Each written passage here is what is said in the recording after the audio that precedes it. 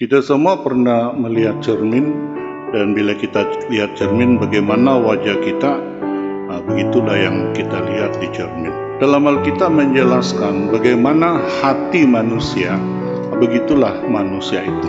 Seperti air mencerminkan wajah, demikianlah hati manusia mencerminkan manusia itu. Sebagai seorang Kristen, kita perlu menjaga hati kita. Hati seseorang itu baik ataupun ada masalah itu ada kena-mengena dengan seseorang itu, adakah dia menjaga hatinya ataupun tidak.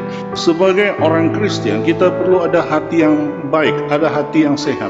Kita tidak boleh membiarkan hati kita ini jahat, hati kita ini bermasalah. Jadi untuk memiliki hati yang baik, kita perlu menjaga hati kita. Bukan sekadar menjaga biasa-biasa saja. Dengan segala kewaspadaan kita harus menjaga hati kita. Bagaimanakah hati yang baik ini? Yang perlu setiap umat Tuhan, setiap orang Kristen memiliki hati seperti ini. Kita harus memiliki hati yang suci. Ada orang menganggap hatinya suci, tapi padahal sebenarnya hatinya tidak suci. Daud bersandar kepada Allah. Hari ini pun kita perlu belajar seperti Daud. Kita harus senantiasa bersandar kepada Allah, bersandar kepada kuasa Roh Kudus untuk membantu menyucikan hati kita.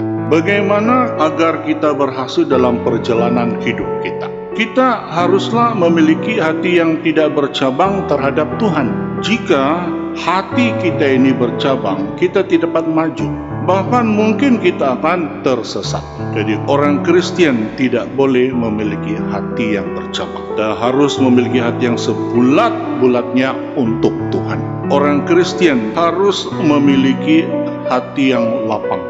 Lapang hati ataupun hati yang luas itu sangat berpengaruh dalam kehidupan kita. Hati kita lapang, artinya banyak berkat, banyak anugerah yang kita akan terima daripada Tuhan. Tapi sebaliknya kalau hati kita ini sempit saja, banyak kerugian yang akan kita terima. Mazmur pasal 25 ayat 17. Lapangkanlah hatiku yang sesak dan keluarkanlah aku dari kesulitanku. Jadi hari ini pun kita perlu senantiasa berdoa supaya kita memiliki hati seperti ini. Supaya hati kita senantiasa lapang, dapat menikmati berkat-berkat daripada Tuhan.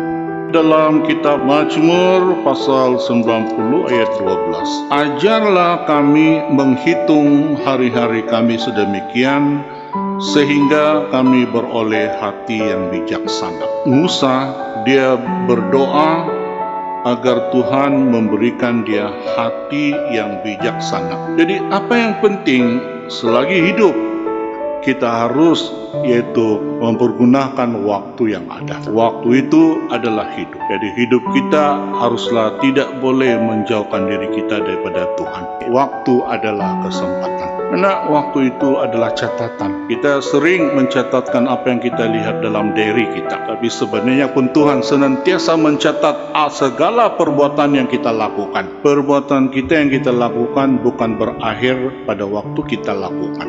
Sebaliknya, semua sudah dicatat Tuhan. Dan pada hari penghakiman, Tuhan akan merujuk setiap kitab ini. Ini perbuatan kita. Semoga kita ini dalam hidup kita lebih banyak melakukan kebaikan, berbuah untuk Tuhan, supaya itu semua dicatatkan menjadi pahala bagi kita pada masa akan datang. Semoga Tuhan memberkati kita semua.